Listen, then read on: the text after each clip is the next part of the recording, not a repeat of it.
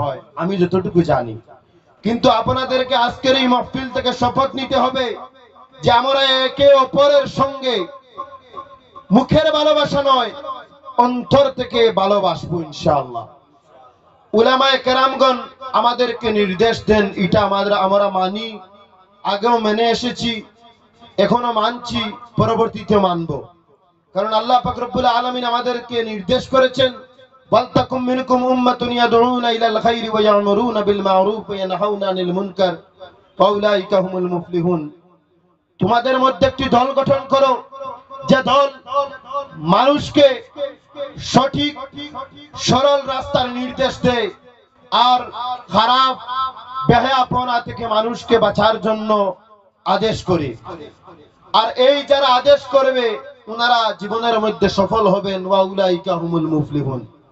উলামায়ে কেরামরা জমিনের মধ্যে সফল, আখিরাতের মধ্যে সফল। আজ অবধি পর্যন্ত এই হাইলাকান্দি বরাকবলির জমিনে এমন এমন উলামায়ে কেরামগণের জন্ম হয়েছে, ওনারা এই জমিন ছেড়ে চলে গেছেন, কিন্তু এই গ্রামে গ্রামের গাছের পাতায় পাতায় ওনাদের নামের যে আওয়াজ আমরা পাচ্ছি কি পাচ্ছি না, যে গ্রামে গ্রামে ওনাদের নাম আছে, থাকবে ইনশাআল্লাহ। কারণ ওনারা হকের পথে দাওয়াত দিয়েছেন, মানুষকে ইসলামের পথে আনার জন্য দাওয়াত দিয়েছেন।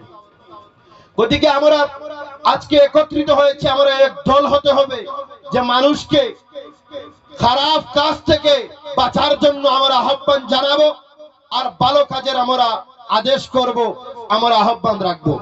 ওদিকে সমাজের মধ্যে যেভাবে মদের হার বাড়িয়েছে, আমাদের যুবকরা যে এমন হাল হয়েছে, কার সঙ্গে মুলাকাত করব, কে মাতাল না কে ঠিক, আমরা সত্যিভাবে বুঝতে পারছি না। কারণ মদ যদি কোনো মানুষ পান করে মসজিদের মধ্যে আসে, তাহলে উলামায়ে কেরামরা আছেন, এই মসজিদটি পুরোভাবে দৌত করতে হয়।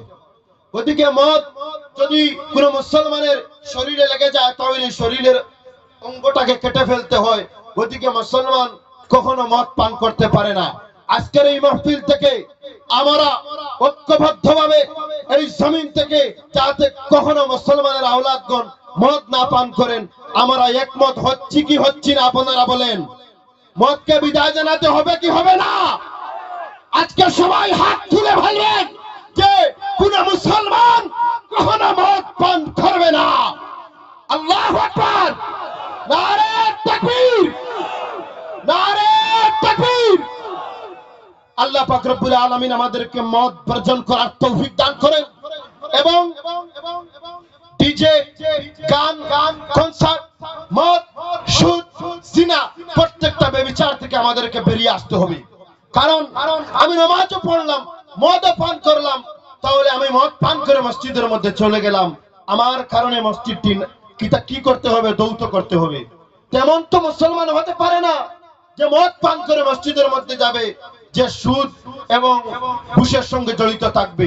ওদিকে প্রত্যেকটা জিনিসকে আমরা বর্জন করতে আজকে ঐক্যবদ্ধ হয়েছি।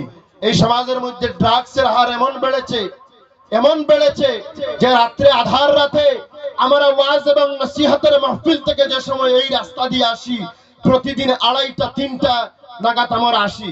আসতে সময় কোনো গাড়ি পাওয়া যায় না, কোনো মানুষ পাওয়া যায় না, শুধুমাত্র এই 2 নম্বর ব্যবসা, যারা ড্রাগস এর ব্যবসা করে, এই সমস্ত ভাইদেরকে ড্রাগস বন্টন করতে দেখা যায়।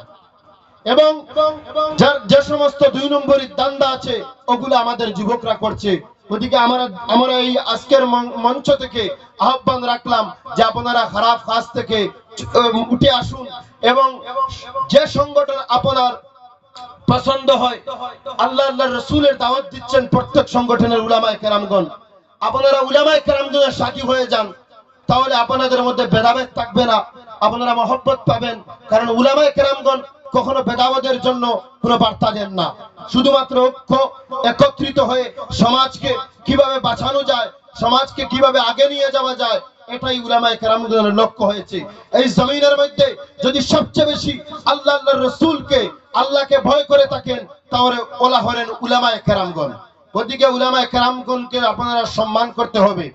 বরাক উপত্যকার অনেক মাহফিল চলছে, আমরা প্রতিদিন যাচ্ছি, সব মানুষ মাহফিলের মধ্যে অংশগ্রহণ করেন, কিন্তু এশার যে সময় আজান হয়ে যায়, তখন মুসলমানরা গাড়িতে উঠে যার যার বাড়িতে চলে যান। এই কারণটি আমি বুঝতে পারছি না মুসলমান। আজকে এই মাহফিল থেকে আমি আহ্বান রাখছি, এই জায়গায় এই সাইডে একটি মসজিদ রয়েছে, এই সামনে একটি মসজিদ রয়েছে, তার পাশে গুলোরপাড়া দুইটি মসজিদ রয়েছে, শেরালিপুর মসজিদ রয়েছে, আরো বিভিন্ন স্থানে মসজিদ রয়েছে। এক মসজিদে সবাই জায়গা হওয়া সম্ভব নয়। আমাদের দ্বিতীয় অধিবেশন শুরু হবে রাত্রে নাতে রাসূল সাল্লাল্লাহু আলাইহি সাল্লামের মাহফিল, মহব্বতের মাহফিল। কতটুকু চলবে আমরা জানি না, তাই আমাদের এশার নামাজ হয়তো কাজা হয়ে যেতে পারে। তাই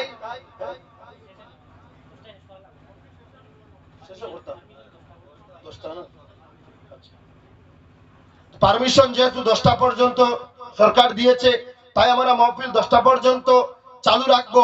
আর তারপর আমরা এই মসজিদে হোক অথবা বাড়িতে গিয়েও হোক, আমরা যাতে আমরা নামাজ পড়তে পারি। কারণ কিছু মানুষ বলবেন যে আন্তর্জাতিক নাতে রাসূল মাহফিলে গেল আর নামাজ আদায় করলো না। উলামায়ে কেরাম বলেননি যে নামাজ পড়িও না, ওনারা বলেছেন নামাজ পড়ার জন্য। তাই আমরা কেনই নামাজকে বাদ দিচ্ছি? তাই নামাজ আমরা পড়বো ইনশাআল্লাহ। আর আজকের এই মাহফিল থেকে আমরা এই বার্তা নিয়ে আমাদের জীবনকে আরো সুন্দর এবং সাফল্যমণ্ডিত করতে পারি।